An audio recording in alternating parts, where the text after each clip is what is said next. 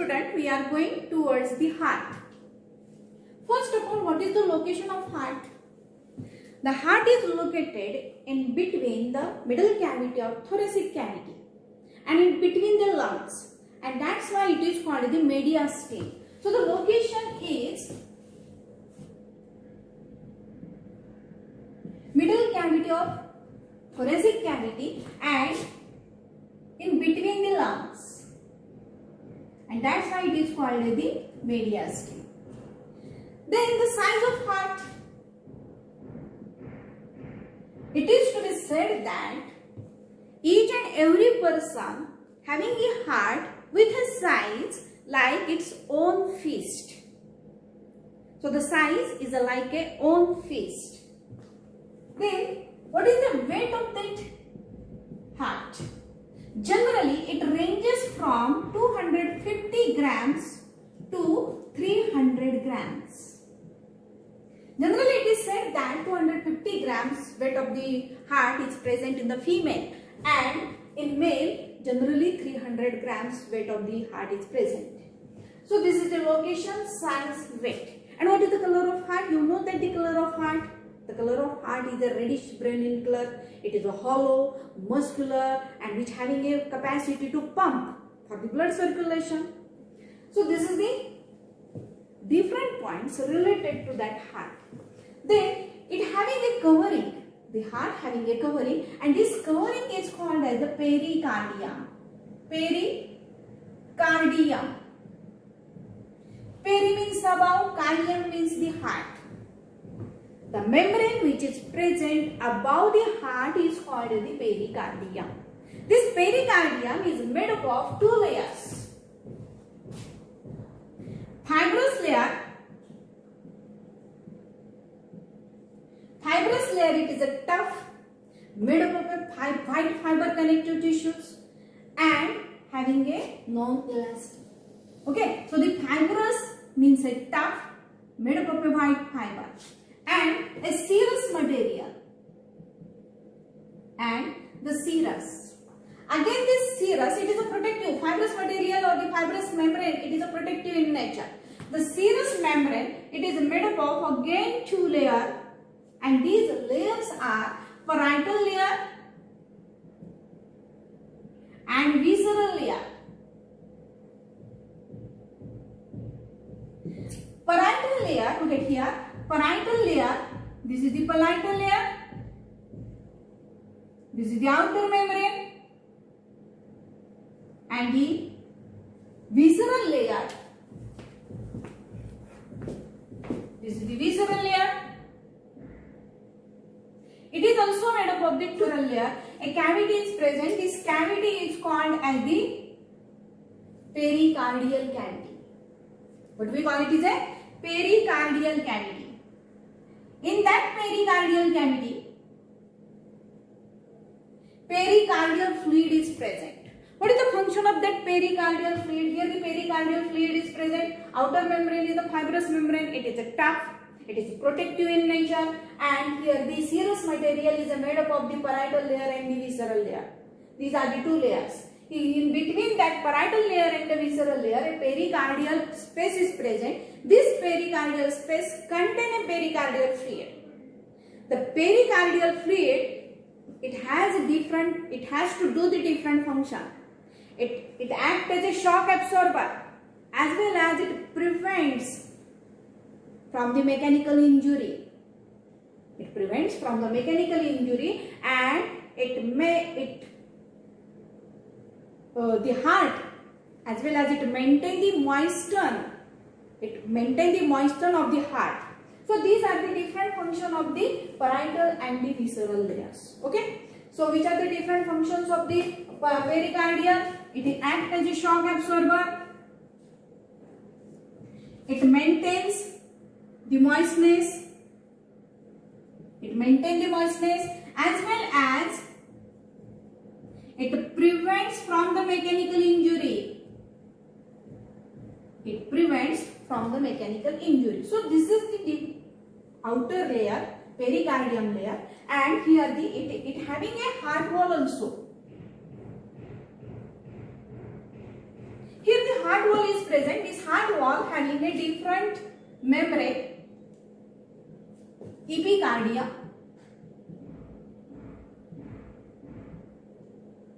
myocardia, and endocardia. Epicardium is made up of a squamous epithelial tissue. It is a protective in nature. Endocardium is also made up of a squamous epithelial tissue and it is a protective in nature. But myocardium, it is made up of a cardiac muscles. Made up of a cardiac muscles which having capacity to contract and relax. Due to the contraction and the relaxation, that is the systole and diastole, the blood pumps from that heart. So, due to that myocardium, the heart is a myocardial in nature. Why it is called the myocardial in nature? Because the heart myocardium membrane or the myocardial layer is made up of a cardiac muscle which having capacity to contraction and the relaxation. Due to the contraction and relaxation, the heart get pumped and the blood circulation takes place. So here the epicardium, myocardium, and this is the inner wall. So this is a simple structure or the simple figure for heart wall or the covering of that heart. Okay, do you get my point? Then the external structure of heart. What is the external structure? This is the ventral view for heart. You know that the atrium or the auricle, atrium are called the auricle. You know the human heart is made up of a 4 chamber. The upper chambers are called the atrium or the auricle. Right atrium and the left atrium. The lower chambers are called the ventricles. These are the ventricles. Here the ventricles are thick walled, atrium are the thin walled. We are seeing here the ventral view of that heart. Okay. Then the groove which is present here, this groove which is present in between the atrium and the ventricle is called as the atrioventricular groove. What we call it is a atrioventricular groove. Atrioventricular groove. And here the sulci which are present between the two ventricles are called as the interventricular sulci. What we call it is a interventricular sulci. And here it is called as the groove. That is atrioventricular groove. Interventricular sulci. Through that interventricular sulci, the coronary artery and coronary veins runs. Coronary artery carries oxygenated blood. Coronary veins carries deoxygenated blood. Here the number of coronary veins come together and produce a sinus, coronary sinus, which opens toward the right side of the atrium. It opens toward the right side of the atria. Okay. So coronary sinus is here, and through that coronary sinus and sebaceous vessels are present, and these sebaceous vessels, it prevents the backflow in the coronary sinus. So this is the simple structure from that right atria. Through that right atria, vena cava, superior vena cava and the inferior vena cava opens. Here the superior vena cava and the inferior vena cava opens. From that right ventricle, the aorta come out. This is the aorta. It come out from that right ventricle. Through that left ventricle, the pulmonary veins or the pulmonary artery come out. Pulmonary left pulmonary artery and the right pulmonary artery. And here the ligament is present. Here this is the ligament to join the pulmonary artery and the pulmonary veins. So this is the simple structure, simple external structure or the ventral view of external structure of the heart. Now we are going toward the internal structure of heart. What is the internal structure of heart? Look at here. You know that the heart has the 4 chambers. These are the 4 chambered heart. Upper 2 are called the atrium. They are thin walled. The ventricle is thick walled. Ventricle is the thick walled. It has the two chambers. It is made up of a thick wall. The atrium, upper atrium and the lower ventricle. This is the right atrium. This is the left atrium. This is the right ventricle. This is the left ventricle. Okay. Then look at here. Here in between, this is called the interventricular aperture. In atrioventricular aperture or the septum. The septum present between the atrium and the ventricle is called the atrioventricular septum. It is also called the atrioventricular septum. The septum between two atrium is called the interatrial septum. The septum between or the aperture between the two ventricles is called the interventricular septum. With the help of that septum, the heart becomes four-chambered. Now, look at here. The heart, you know that inferior vena cava, that is the blood. From that inferior portion, blood enters into the right atrium, and this is the superior vena cava, blood enters into that right atrium. Okay, then, so the right atrium receives deoxygenated blood.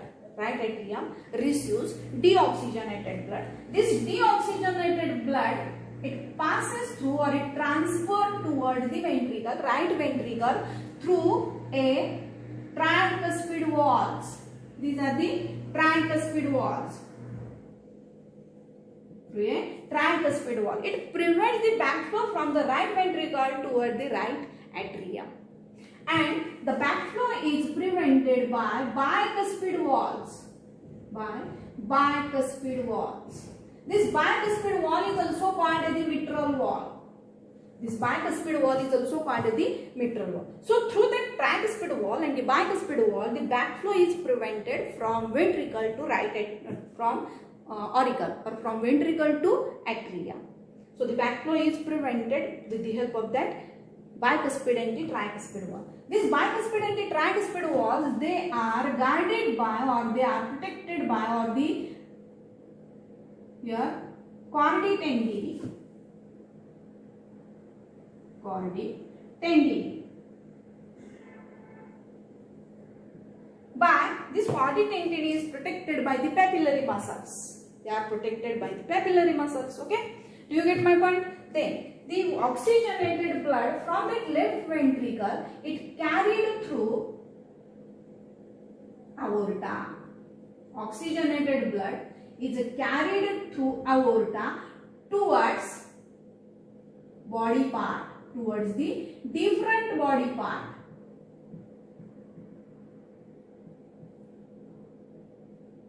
Towards the different body part.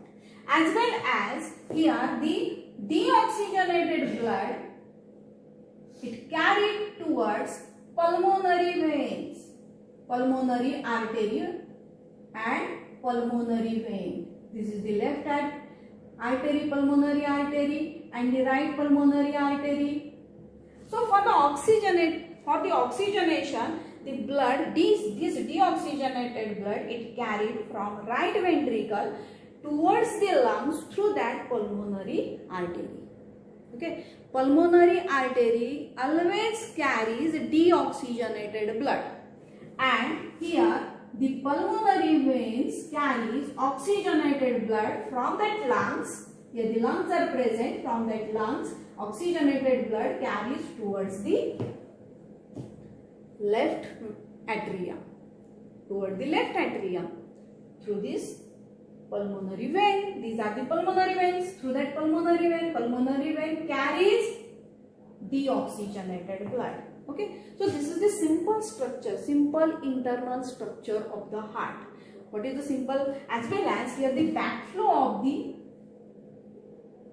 is prevented by semilunar valves, three semilunar valves which are present in the aorta and the pulmonary artery. Aorta and pulmonary artery, it contains the three semilunar valves which prevents the backflow. which prevents the fat flow. Okay, and here from that coronary or from the superior vena cava and inferior vena cava, a eustachian wall is present. Eustachian wall. This eustachian wall, it prevents the backflow towards that body or the body part. Okay, do you get my point? So there are the four chambers of the heart. Upper chambers are called the right atrium, left atrium. Lower chambers are called the right ventricle, left ventricle. Ventricles are made up of a thin walled, thick walled structure, and atrium is a thin walled structure. Upper chambers are the atrium. Then upper chamber, it receives the blood from the vena cava. It bloods from the superior vena cava and the inferior vena cava into the right atrium. As well as the backflow is prevented by the eustachian walls. Backflow is prevented by the eustachian walls. Then here in between that atrium and the ventricle, the walls are present. The walls are called as the tricuspid walls and the bicuspid walls. These tricuspid walls and the bicuspid walls are protected by the chordae tendineae. Then here it also prevented the backflow of the blood from ventricle to the auricle. Then from right ventricle aorta, pulmonary artery goes toward the lung for the deoxygenated blood. As soon as it enters into the ventricle, it moves towards the lungs for the oxygenation. So through that pulmonary artery, blood goes towards the lungs and the backflow is prevented by the three semilunar valves. The blood which is oxygenated present in that the left ventricle, it goes toward that aorta for the providing the blood toward the body part. Here the blood flows from that aorta, and this backflow is prevented by three semilunar valves. So this is the simple structure of the heart.